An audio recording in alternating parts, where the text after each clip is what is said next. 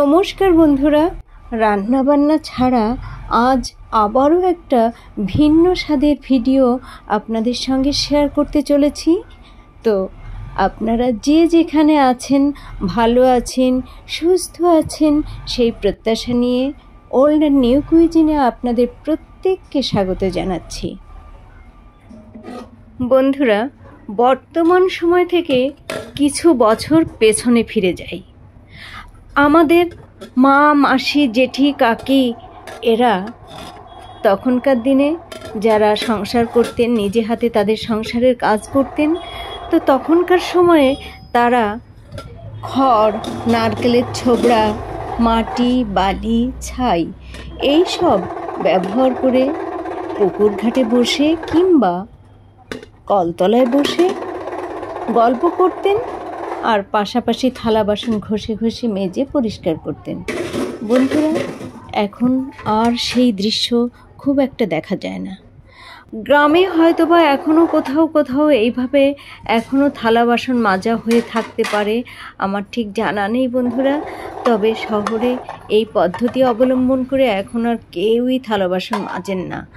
তো যাই হোক, বর্তমান সময়ে যাই আমরা ব্যবহার করি না কেন, সব কিছুতে টাকা দিয়েই সব কিছু কিনতে হবে। যেমন সে নারকেলের ছোবড়াও যদি আমরা ব্যবহার করি, তাও আমাদেরকে পয়সা দিয়ে, টাকা দিয়ে কিনে আনতে হবে।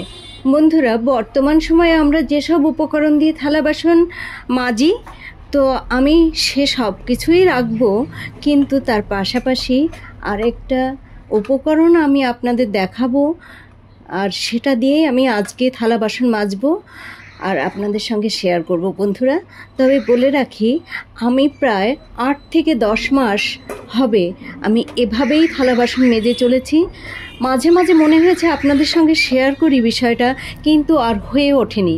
তো আজ এখন প্রায় সন্ধ্যা হয়ে গেছে, তবুও ভাবলাম যে এখনই যখন মন করেছি আপনাদের সঙ্গে শেয়ার করব বিষয়টা, তো আপনাদের সঙ্গে বিষয়টা শেয়ার করার জন্য আমি থালা বাসন মেজেছি এবং কিছু কিছু অংশ শ্যুট করেছি, সেটাই আপনাদের সঙ্গে শেয়ার করব বন্ধুরা। দেখুন আমি কি কি উপকরণ ব্যবহার করছি আর কোন উপকরণটি বাদ দিয়েছি। তো সঙ্গে থাকুন বন্ধুরা আর দেখতে থাকুন। আশা করি আপনাদের একটু হলেও ভালো লাগতে পারে। বন্ধুরা, রান্না ও খাওয়ার সময়ে ব্যবহার করা হয় যে সমস্ত জিনিসপত্র, সেগুলোই এই সিঙ্কের মধ্যে ভেজানো রয়েছে। এগুলোই মাজবো এবং আপনাদের সঙ্গে শেয়ার করব যে আমি ভিন্ন কোন ধরনের উপকরণ ব্যবহার করেছি এই জিনিসপত্রগুলো মাজার জন্য। বন্ধুরা দেখুন, এই পাত্রের তলা বেশ কালো হয়ে আছে। তো প্রথম আমি এই পাত্রের তলা মাজবো এবং কি দিয়ে মাজবো সেটাই আপনাদেরকে দেখাচ্ছি। বন্ধুরা, প্রায় 8 থেকে 10 মাস যাবৎ আমি এই মাজুনি ব্যবহার করেছি। দেখুন, তো যাদের বড় সংসার তাদের হয়তো আমার থেকে একটু কম সময় যাবে। আর দেখুন, এই যে স্কচ ব্রাইট, এটা আমি একদমই ব্যবহার করিনি, সেই কিনে এনে রেখেছি, তো ঘরেই রয়ে গেছে। আর এই তারের জালি ব্যবহার করেছি, যদি কোনো পাত্র পুড়ে গিয়ে থাকে রান্না করার সময়, তখন আমি ওটা দিয়ে ঘষে ঘষে পরিষ্কার করি, তারপর এই মাজুনি ব্যবহার করে আমি ফিনিশিং দেই। এই মাজুনি ব্যবহার করলে বন্ধুরা কোনো পাত্রে কোনো ধরনের দাগ তৈরি হবে না বা ক্ষয়ে যাওয়ার সম্ভাবনা থাকবে না, তাই আমি এই মাজুনি ব্যবহার করে থাকি। আর এই যে স্কচ ব্রাইট, এটা বাদ দিয়ে দিয়েছি, একেবারেই বাদ দিয়ে দিয়েছি। এখন আমি ভীম বার দিয়ে আর এই মাজুনিটা আমি চেঞ্জ করে নতুন মাজুনি কেটে নেব একটা বস্তা। বন্ধুরা দেখুন, এই বস্তা থেকে আমি কেটে নিয়েছি। এটা একটু কী ধরনের বস্তা আপনারা দেখুন, এটা চাল বা চিনি, চাল থাকে না, চিনি বা ডাল এই ধরনের জিনিস থাকে।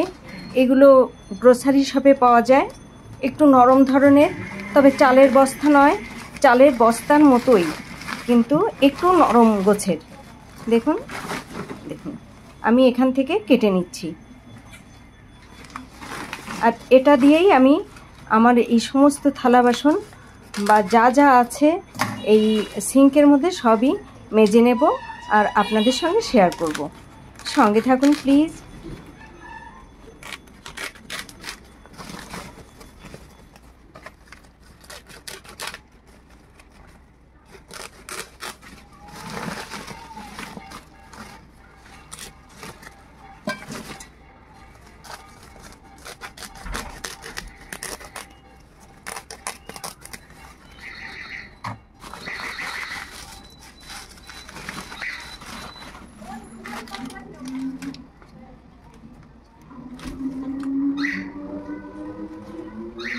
বন্ধুরা, এখন এটা দিয়েই প্রথম এই পাত্রের তলা পরিষ্কার করব।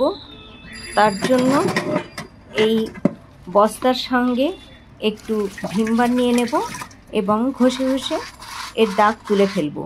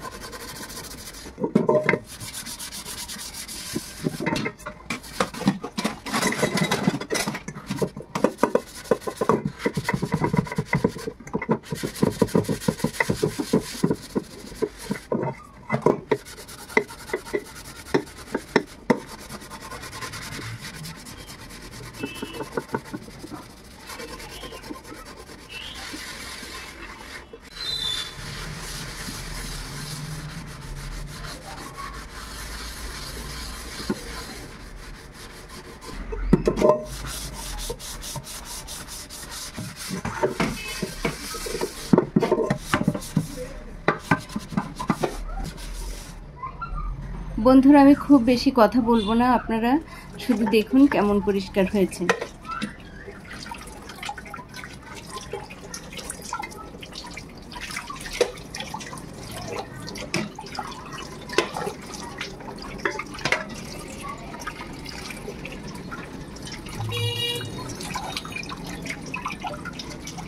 আর এই যে কালো কালো দেখছেন, এই জায়গাগুলো একটু খাঁজ খাঁজ আছে, যার জন্য এই জায়গাগুলো কোনো ক্রমেই পরিষ্কার হয় না। তো এরপরে আরও কিছু হাঁড়ি বা প্লেট, কাপ মেজে মেজে দেখাচ্ছি আপনাদেরকে। যেগুলোতে একটু একটু কালি আছে সেগুলোই মেজে দেখাচ্ছি, কারণ আমি সবই পরিষ্কার করে রাখি, সেজন্য খুব বেশি কালি পড়ে না, তাই বেশি ঘষাঘষির দরকার হয় না। তবুও আপনাদের সঙ্গে শেয়ার করছি যখন, তখন এগুলোও একটু দেখিয়ে দিই।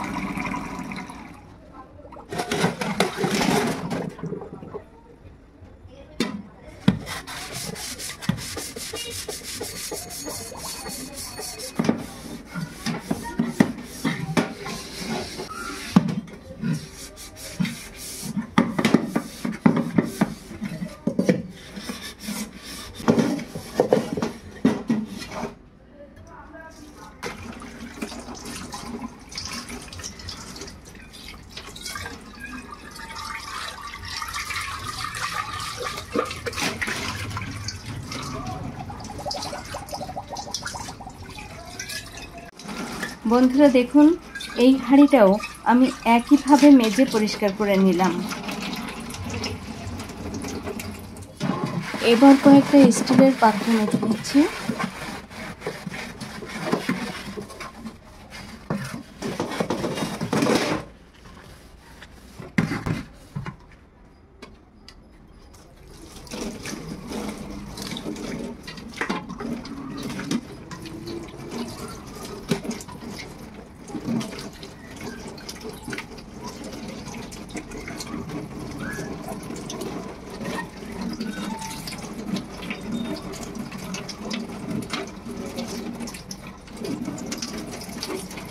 বন্ধুরা দেখুন স্টিলের পাত্রটা কেমন পরিষ্কার হয়েছে। এবার এই চায়ের কাপটি মেজে নেব। তো বন্ধুরা দেখুন, এই চায়ের কাপের মধ্যে বেশ খানিকটা দাগ লেগে রয়েছে।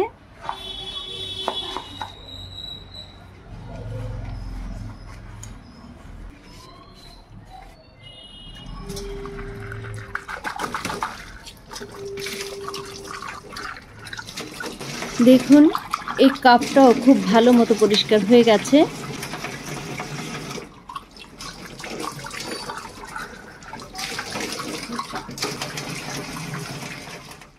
এবার এই নোংরা কাচের গ্লাসটা মাজবো বন্ধুরা।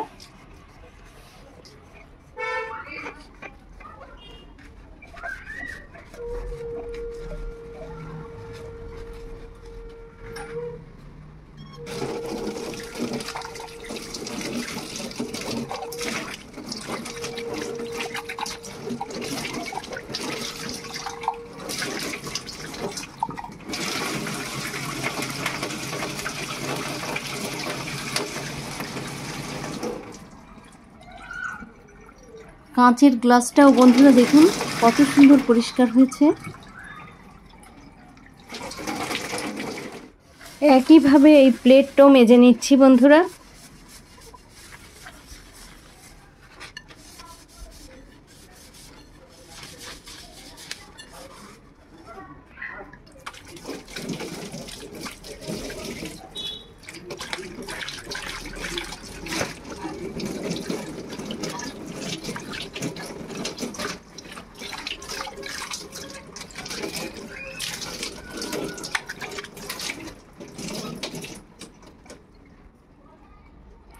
প্লেটটাও দেখুন কত সুন্দর পরিষ্কার হয়েছে।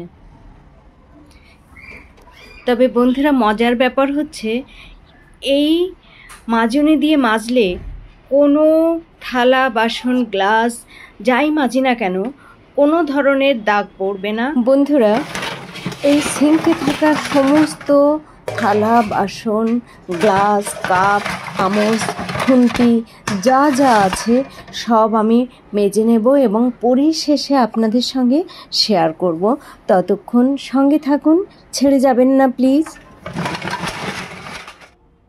বন্ধুরা সিঙ্কে থাকা সব থালা বাসন গ্লাস প্লেট চামচ খুন্তি মেজে নিয়েছি। এখন দেখুন বন্ধুরা, যখন আপনাদের সঙ্গে কথা বলছিলাম প্রথমে তখন সন্ধ্যা ছিল, মানে তখনও সন্ধ্যার আধার নামেনি, কিন্তু এখন চারদিকে আধার নেমেছে আর থালা বাসনগুলো থেকে জল ঝরে পড়ুক বন্ধুরা, তারপর আপনাদের সঙ্গে শেয়ার করব।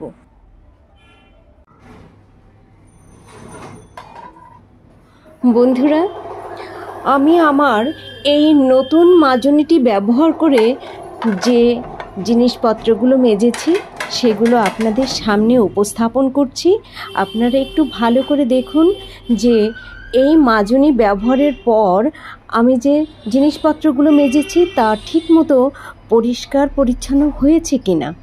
তবে বন্ধুদেরকে অনুরোধ করব আপনারা আপনাদের রান্নাঘরের জিনিসপত্র অর্থাৎ থালা বাসন গ্লাস কাপ প্লেট চামচ খুন্তি বিভিন্ন ধরনের জিনিসপত্র মেজে দেখুন আপনাদের জিনিসপত্রগুলোতে কখনো কোনো দাগ পড়বে না আর আপনাদের আর্থিক সাশ্রয় হবে, পাশাপাশি আপনাদের হাতের ত্বক যে ত্বক সে ত্বক কখনো খসখসে হবে না।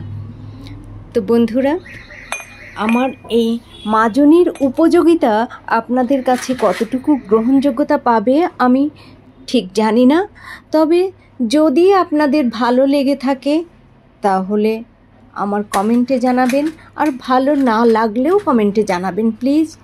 এতক্ষণ ধরে আমার যে সকল পুরনো বন্ধু ও নতুন বন্ধু এই ভিডিওটি দেখলেন তাদের প্রত্যেককে অসংখ্য অসংখ্য ধন্যবাদ। এইভাবে আমার পাশে থেকে আমার এই ছোট্ট চ্যানেলটিকে হাইপ লাইক কমেন্ট এবং শেয়ার ও পাশাপাশি নতুন বন্ধুরা সাবস্ক্রাইব করে পাশে থাকুন প্লিজ। আর আপনাদের জন্য সব সময় শুভকামনা, ভালো থাকুন সুস্থ থাকুন, আবারও দেখা হবে পরবর্তীতে।